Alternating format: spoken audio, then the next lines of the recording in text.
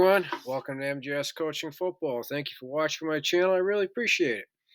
Coach Sullivan here, and I'm the new offensive coordinator at Fitchburg State University. So, what I want to talk to you about today in this presentation is our inside veer and our triple option, but we're going to utilize in a perimeter what we call a crack block. And we're going to do it versus a 3-4 with the safety inverted. So, you're going to get a one high look.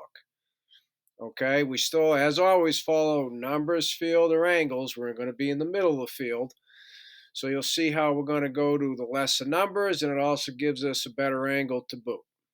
Okay, and how simple it is to teach your quarterback and the perimeter defenders, offenders, when they look at the perimeter of the defense, the defenders, how easy this is to teach. So over here on the left, I'm going to go through the key terms to help you better understand how we accomplish this, how we're able to do it on the line of scrimmage, right? You don't, more often than not, you don't have the call coming out of the huddle. You got to make the call on the line of scrimmage. So you have a code system. I'm not going to go through our coding system, but I will go through how we get to the ultimate call at the end, okay, and how and why we execute. All right, and I'll bring it all to life over here on the diagram. Okay, all right, so first key term, the call in the huddle is just what we call 12-13 veer. That's our inside veer, 12-13 veer. Ready, break. Okay, and the formation in the huddle would be Detroit, so technically it would be Detroit 12-13 veer, Detroit 12-13 veer. Ready, break. So that just tells the offense the formation we're running inside veer. Now, the blocking scheme will depend on what we get for a defense, right? Number two, we are in the middle of the field, so the pre-snap routine, right? Got to identify, as always, who's 1, 2, or 3, but also what the quarterback's doing, he's seeing where the total numbers are. Okay, that's big. And then with that as well, the angles. Okay, so the quarterback is looking, he's got to look total numbers, he's got to find 1, 2, and 3. So this is where the teaching comes in, right? He looks right in front of him, center's coming, he sees one high look. Now you got to teach, and we do this in the spring, preseason, in season, but you can do this at any level. You got to identify who the safeties are by number. So let's just say number 20 is the strong safety, okay? First quarterback comes out, sees he's got a one high look, he looks for number 20. If number 20 is on our right, we're going left. You automatically know you have a numbers advantage. Lesser numbers are opposite the strong safety. Right? So these two guys are both halves. So when the strong safety, when the too high look spins, now you got 5.5 over here, you got 4.5 over there. Right? You got two half defenders. So you got 5 and 4 with the two halves. Okay, so I know 5.5, 4.5 comes out to 10. I get that. You have two half defenders, right? Okay. So, right, 1, 2, 3, 4, 5. 1, 2, 3, 4, half, right? So it's automatic. You go opposite the strong safety. So the third key term, whenever you have 3, 4, 1 high, teach your quarterback the number of the strong safety and go opposite the strong safety. Boom, done. Boom, done, right? It's real simple to teach. Okay? So now the key here is why we would choose to utilize crack block. Okay? Yes, we're going to the lesser numbers. Okay? We would choose to use the crack for a number of reasons that are going to be different than why we choose to use the block. Okay? We use the block because the outside linebacker is excellent. He could be phenomenal at the feather technique, so it puts indecision in the mind of the quarterback. He could be hard blitzing. Well, we've played teams where they try to cancel out the dive and they try and force a quick pitch each and every time. Well, that would be a reason, two different reasons to block number 2. Okay? So that's why we would do it. It would also be potentially a situation where we're going to use block because our offensive line can handle the inside linebacker. He's not able to patch over the top and be a problem on the perimeter. Right? So this is the decisions at the coaching level, right? Not at the player level.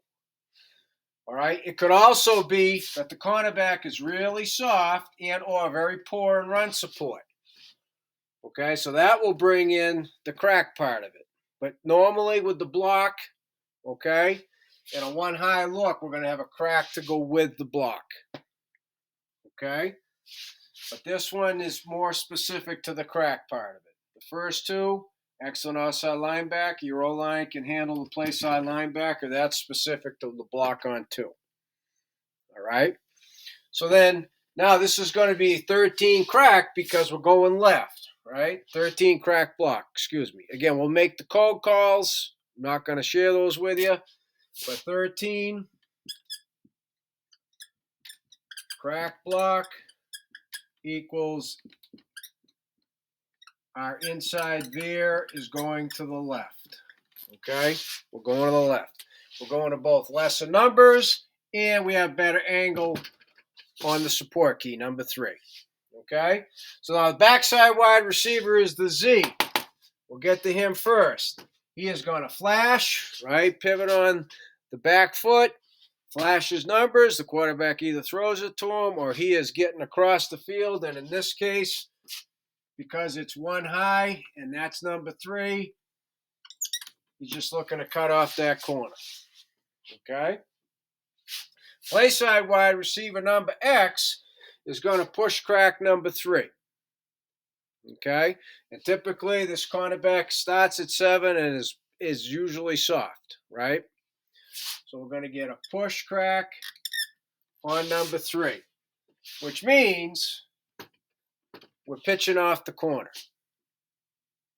Okay, a guy who is not in a great position to be playing anything on the run, right?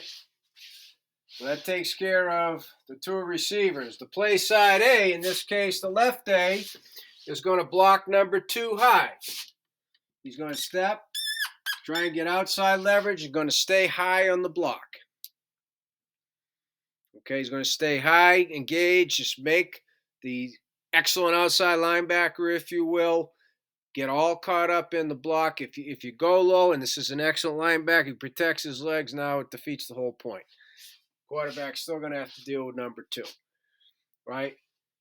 Usually, again, we call this for a number of reasons, and included in that is they've been canceling out the dive. All right? Number 1's been canceling out our dive. So the play side tackle, in this case a left tackle, we're going to execute what we call a deuce. A deuce, which is a double team with the nose.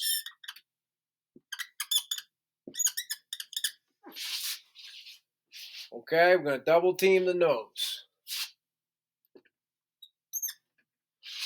Number 1's still the handoff key. Play side guard. Base. Nobody's on him.